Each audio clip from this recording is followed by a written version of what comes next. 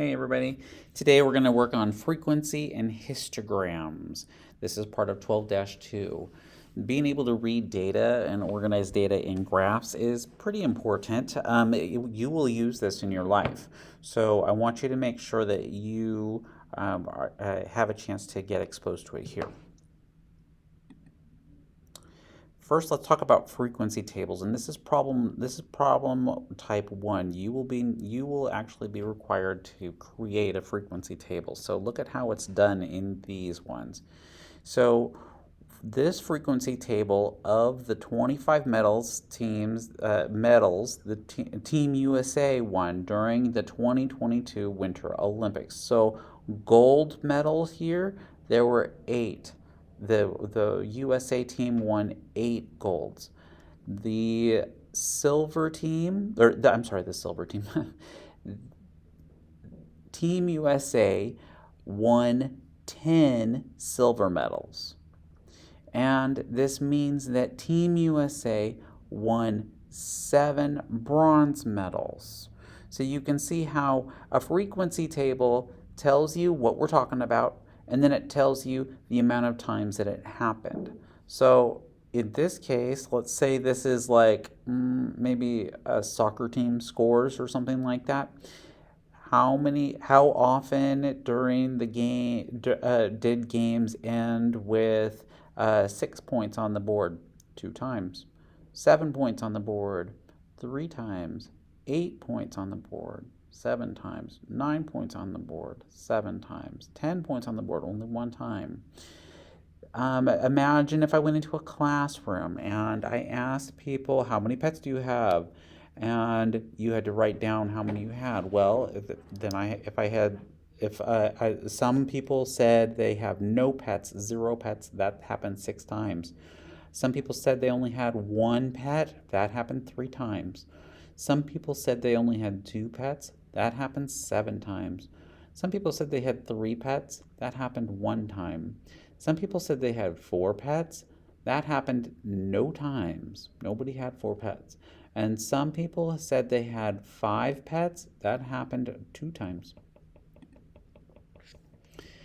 This is a histogram, and a histogram really is the same thing as a frequency table, except that it looks a lot different. Rather than just numbers, they place it on a graph.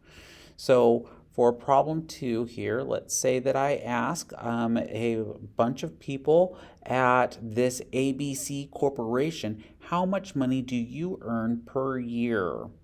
You'll notice that this is the number of people who earn between $0 and $10,000 per year.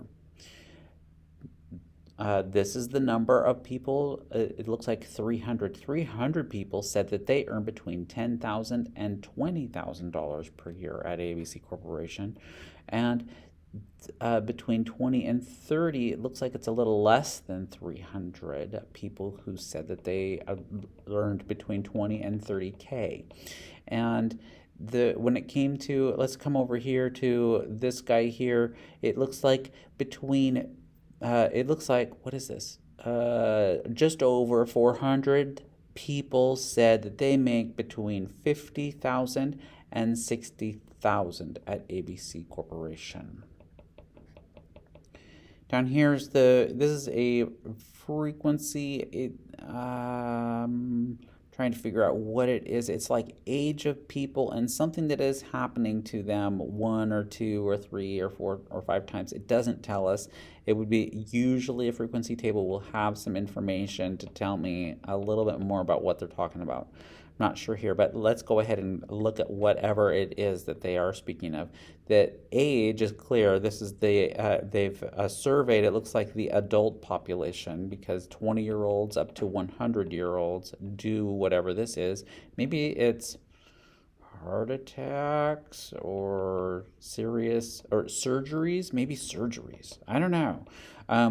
Anyway, it looks like the one that is the most between 50 and 60 had 5.0 whatevers. Where compared to the least, the number 80 people between the age of 80 and 90 had 0. There's the range. And there is, for each decade of life during the adult years, is spelled out here. Check out the exam scores. This looks like it's more for students, and it looks like the scores are up to 100. So this number of students who scored between 91 and 100 looks like it was 3 students scored this. For the number of students who scored between 81 and 90% or score that they scored between 81 and 90, that is 10 students. And it looks like there's a big old tail down here. This data is really skewed. For students who scored between 1 and 10, that happened like it looks like it's one time. One student scored between 1 and 10.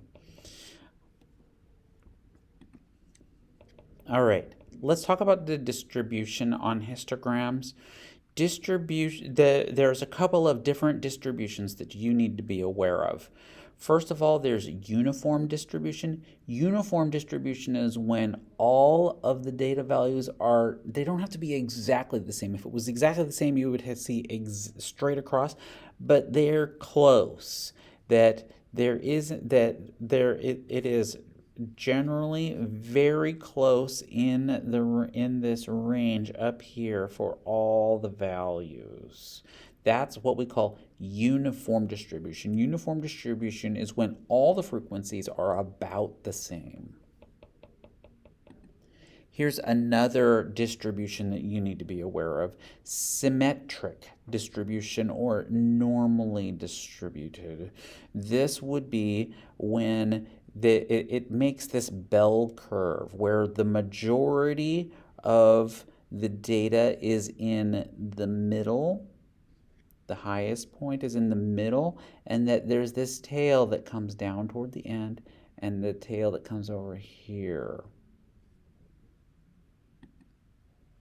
Skewed is another word that you'll need to know. This would happen where all the data points are really high on one end and there's a big long tail on the other. So in this case, we are skewed big time to the right. And maybe this is like if I were to go to a red state and I was to ask everybody, hey, what is your politics? Are you a Democrat or are you a Republican?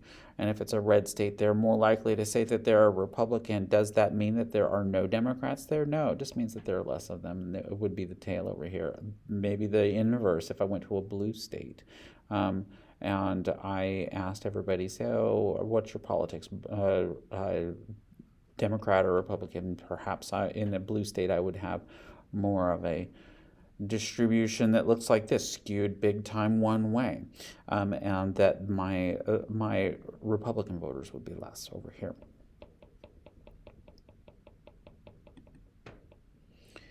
Okay, this is a frequency table that is a cumulative frequency table. So now imagine I go into an elementary school and I pull all of the students and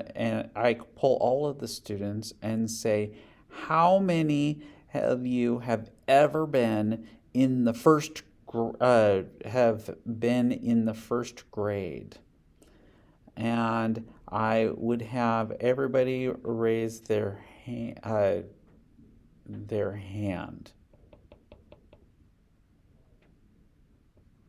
Oh, I think I'm thinking about that wrong. If it's in this case, if it's let me start again. If I am in an elementary school, because it looks like 23, it looks like these are the kids who have been in first grade. So it'd be like if I were to pull all of the students in the elementary school and say, how many of you are in first grade? And only all the first graders would raise their hand. There are 23 of them. Okay, so how many of you are first and second graders? then it would be saying that there are 43 of them. Okay, how many of you are first, second, and third graders? And that would give me a 58. And or if I said, how many of you are first, second, third, and fourth graders? And that would give me a 70. And how many of you are first, second, third, fourth, and fifth graders? That would give me 80. And then if I was to say, how many of you are first, second, third, fourth, fifth, and sixth graders? And that would give me an 88. It oftentimes, like for example, if it was text messages or something like that, where it's something that is true up here for a short time for only a small amount of people, but then it's true for a lot of people. That's where cumulative frequency tables come in handy. Anyway, we have some work to do on this. We're going to be creating some frequency tables, some histograms, and we're going to be also evaluating some histograms to determine if they are uniform, if they are symmetric, or if they are skewed. Go ahead and get after it. I think you can do it. I think you'll enjoy this.